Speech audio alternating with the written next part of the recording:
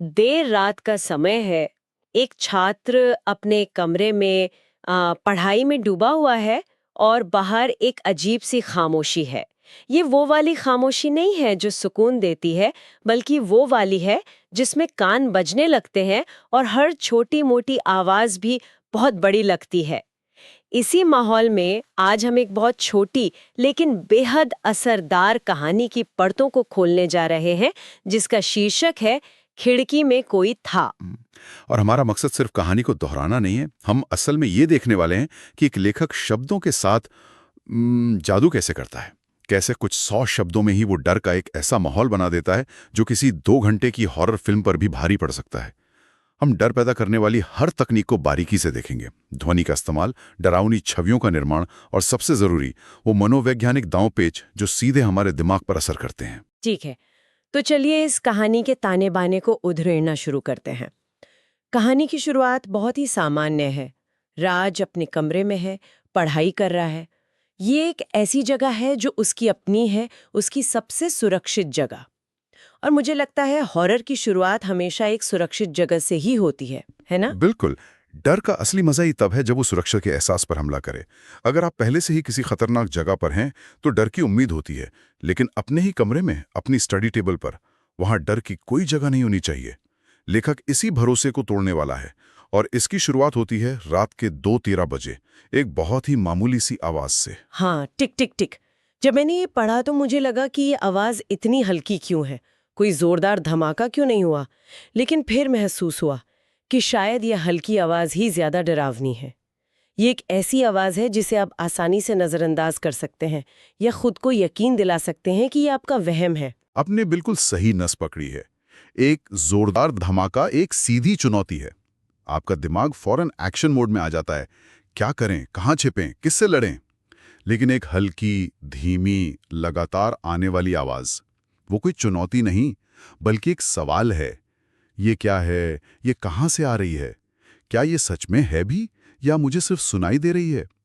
डर की असली शुरुआत इसी अनिश्चितता से होती है, जब आप खुद अपनी ही समझ पर शक करने लगते हैं। और ये दिलचस्प है क्योंकि हमारा दिमाग उस खालीपन को भरने के लिए सबसे बुरी कल्पना करने लगता है। एक जोरदार धमाके का तो आप सामना कर सकते हैं, पर एक अनजानी हल्की आवाज का उसका कोई जवाब ही नहीं होता। और कहानी का किरदार राज भी वही करता है जो हम सब करते हैं। वो एक तर्कसंगत व्याख्या ढूंढता है। शायद पेड़ की टहनी होगी। वो उस डरावनी अनजानी आवाज को एक सामान्य बोरिंग वजह देना चाहता है। ये एक बहुत ही स्वाभाविक दिमागी प्रक्रिया है। इसे नॉर्मलाइजेशन बायस कहते हैं। हमारा दिमाग खतरे को सामान्य बताकर खुद को शांत करने की कोशिश करता है। लेकिन लेखक यहां रुकता नहीं। वो इस कोशिश को नाकाम कर देता है। आवाज दोबारा आती है, लेकिन इस बार थोड़ी अलग। टिक टक टक। ध्यान दीजिए, टिक की हल्की आवाज अब टक की भारी आवाज में बदल गई है। हाँ, मैंने भी इस पर ध्यान दिया था। जैसे पहले कोई उंगली से हल्के से शीशे को छू रहा था और अब कोई जरा सा वजन डालकर ठोक रहा है। आवाज में एक इरादा महसूस होने लगता है। बिल्कुल। अब ये सिर्फ एक आवाज नहीं है, ये एक संदेश है। ये अब हवा से टकराती हुई टहनी नहीं लग सकती। ये दिखाता है कि बाहर जो भी है वो सिर्फ मौजूद नहीं है, बल्कि वो राज का ध्यान अपनी तरफ खींचना चाहता है। वो चाहता है कि राज उसकी मौजूदगी को महसूस करें। और फिर जब राज डरकर अपनी कुर्सी से पीछे हटता है, तो आवाज का रूप पूरी तरह बदल जाता है। सच कहूं तो ये खींच वाली आवाज पढ़ते हुए मेरे रोंगटे खड़े हो गए थे। ये वो आवाज है जो हॉरर फिल्मों में हमेशा काम करती है, क्योंकि ये बहुत ही स्वाभाविक रूप से बेचैन करने वाली है। ये किसी बेजान चीज की आवाज नहीं हो सकती। यही कहानी का पहला बड़ा मोड़ है। टिकटक की आवाज फिर भी किसी निर्जीव चीज जैसे पत्थर या टहनी से आ सकती है, लेकिन खींच की आवाज, ये नाखूनों से कांच खुरचने की आवाज है। ये एक जीवित प्राणी के जानबूझकर किए गए काम का संकेत है। ये एक आक्रामक, बेचैन और हिंसक आवाज है। अब खतरा प्राकृतिक नहीं, बल्कि इरादतन है। कोई अंदर आना चाहता है और वो सब्र नहीं कर रहा।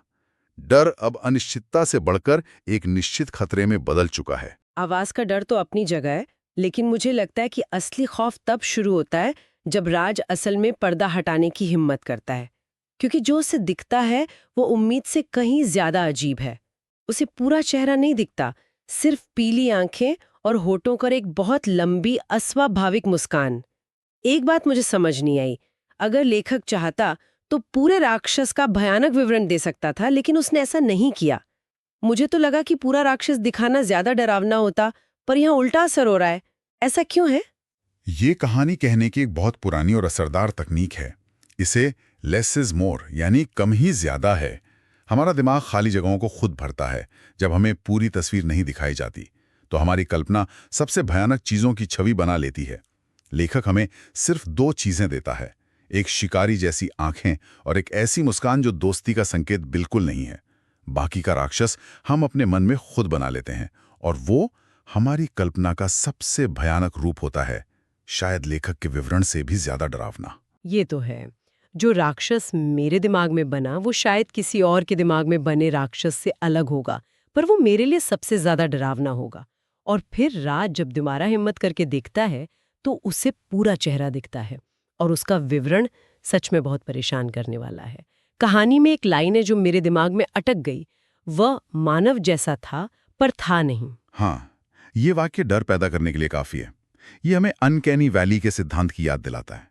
ये एक दिलचस्प आइडिया है कि जब कोई रोबोट या कोई जीव इंसान जैसा तो दिखता है, पर उसमें कुछ छोटी मोटी कमी रह जाती है, तो हमारा दिमाग उसे पसंद करने के बजाय उसे बहुत ज्यादा डरने या असहज होने लगता है। वो लगभग इंसान होना ही उसे खतरनाक और घिनौना बना देता है। एक भयानक राक्षस से शायद हम लड़ने की सोचें, लेकिन एक गलत इंसान को देखकर हमारी हिम्मत जवाब दे जाती है। तो मतलब वो जो पूरा विवरण दिया गया है, चेहरा बिल्कुल सफेद, आंखें गहरी पीली और वो मुस्कान जो इतनी चौड़ी कि गाल फटते दिख रहे थे, ये सब हमें उसी अनकैनी